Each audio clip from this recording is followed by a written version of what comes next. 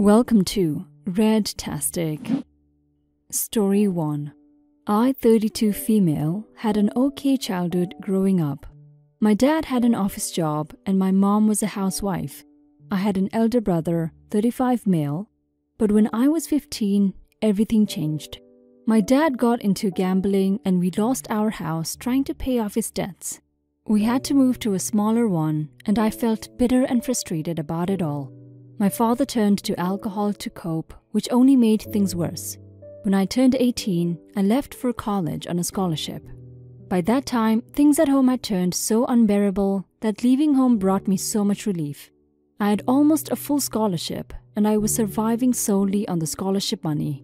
My mental health was in the pits, that I just used my free time to recuperate instead of doing a job.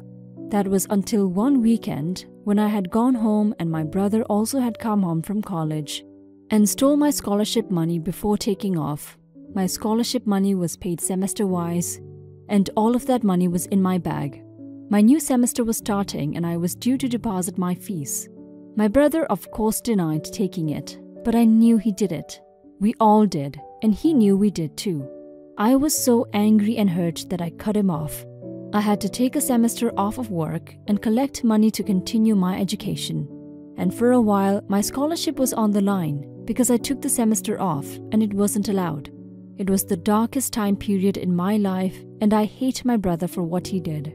Recently, my dad passed away. He had been struggling with health issues, so his passing was not entirely unexpected. Before he died, however, my dad confided in my brother that he was deep in debt due to his gambling habit and didn't want our mom burdened with it. So my brother agreed to take on the debt, but he kept it a secret from everyone, including his wife. 2 days ago, he called me for the first time in years because his wife threatened to divorce him after they were denied a mortgage because his credit is toast. He asked me to take on a majority of the debt, which was around 20K, to help pay it off. His reasoning is that me and my partner are in a better financial situation than him, as we have a house and both have full-time jobs that pay well, whereas he's the only source of income in his household and therefore shouldn't be burdened by the debt. Additionally, my partner got a decent inheritance recently when his grandfather passed away, so we are definitely comfortable. I of course politely declined. I was extremely pissed off that the first time he ever contacted me in years since he screwed me over was to simply get me to bail him out, and even then, a-hole didn't even so much as offer an apology for what he did. He began going off on me, calling me selfish for not thinking of his son's future and the impact of divorced parents on him. But I was not having it. I feel like he's in this position because of his own doing. I personally would never have taken on dad's debt. And it feels karma has come full circle to bite him in the ass too. My partner says we can offer to take on a small portion of the debt, though it will be nowhere near the amount he's asking for. However, I declined. I feel like this shouldn't be my burden to bear at all. My only dilemma is that this might actually put my only nephew's life and well-being in jeopardy. So I wonder if I'm the one in the wrong here. Am I the a-hole? OP, your brother is definitely the a-hole. You don't owe him anything. After all, he's the one who foolishly agreed to take on your dad's debt. All that aside, I think you should do what your partner suggested. You're living a way better life than your brother is. And even though you don't owe him anything, I would like it if you did it for the sake of your nephew. He's innocent in all of this. It will be good if you're in his corner. After helping, you can definitely cut off your brother and never speak to him ever again. At least until he offers you a sincere apology for stealing from you and lying about it. Story 2. My sister, 29 female, has 3 kids, ages 8, 2 and 1. The 8-year-old is from a previous relationship and the 2 and 1-year-old are from her present relationship. Anyways, my sister has been with her present boyfriend for about 4 years now. They have a really unhealthy relationship. They argue every day, they manipulate each other, they gaslight each other, they put each other down. The boyfriend gets physically violent. Let's just say that they shouldn't even be together. She was living with me for about 3 months last year. She ended up moving to my mom's apartment because I guess she figured out that she was becoming a burden to me because she's a slob and she doesn't have any disciplinary foundation for her kids. She knows it and I tell her. She knows that I am a tidy ass and I like my shit and my house tidy. I have rules for my house and they need to be followed to set an example for my kids and visitors. She asked my mom if her boyfriend can stay with them in her apartment, even though my mom hates her boyfriend's guts to no end.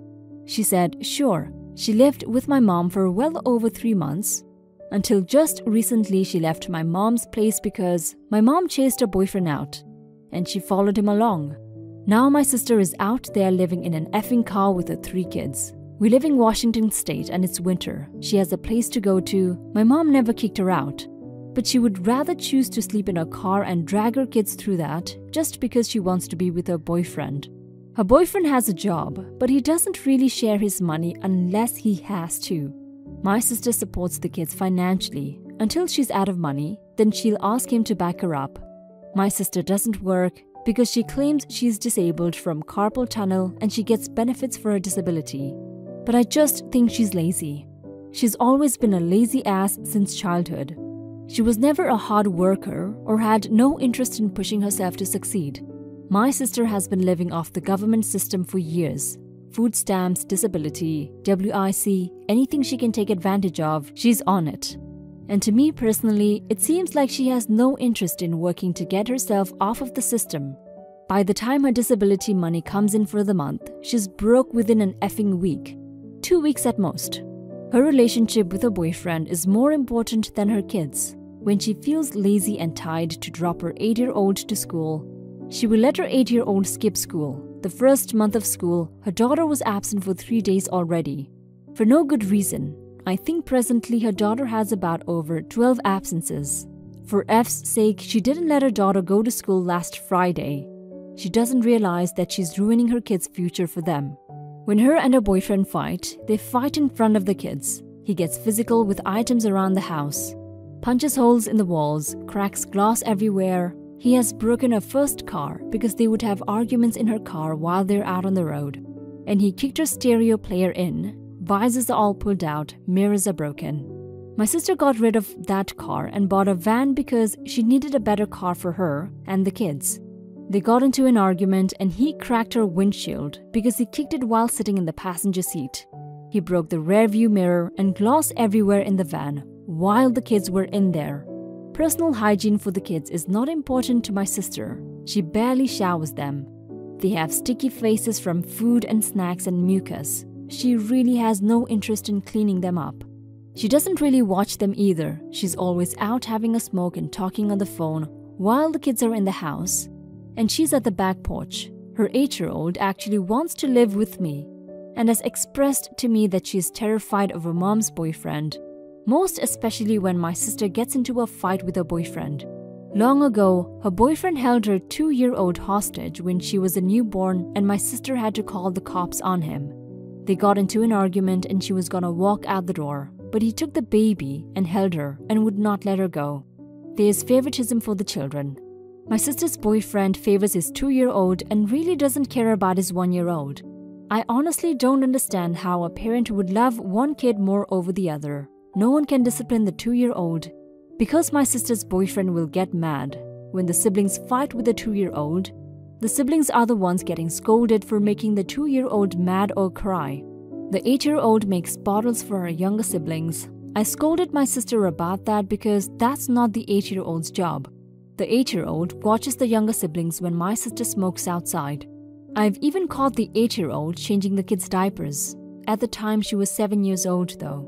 Like I said, she gets food stamps and benefits, yet she uses all her disability money on fast food and going out. She's too effing lazy to buy real food and actually home cook it. She uses her food stamp on junk food like Rice Krispies and Nutella and junk shit, while the cash she gets from disability is used on fast food and Chuck E. Cheese. And going back to her boyfriend, the last tax season, she let him claim the kids on his tax. Then they broke up before the refund came in. He received the $8,000 refund and bought himself a Dodge Charger. My sister was asking him for money from the refund to buy a decent van for her and the kids. But he didn't give her an effing dime out of the refund. He's a selfish guy. He buys stuff for himself before he buys for his kids. I honestly do not know what my sister sees in him, but she's willing to stay with him no matter what. I expressed to her that I'm quite disappointed in her decisions. I told her that she's gonna be 30-year-old this year and she still ain't got her life even halfway together. I told her that I've noticed that she has no interest in getting out of the government system and that she's actually living off of it, that all the money she's getting is hard-earned taxpayer dollars. Her food stamp, paid for by taxpayers. Her disability, paid for by taxpayers. She can clearly work, she just can't lift heavy things, which businesses will accommodate for her. She got a job at Walmart recently and she worked 1 day on the floor and quit. Just 1 day on the floor. She stayed for the training and orientation, but once they put her on the floor, she never came back the next day. I'm clearly aware that they may place the children outside of the family. I did inquire of where the kids will end up if taken away, because they're my family too. I'm very involved in their lives as an aunt.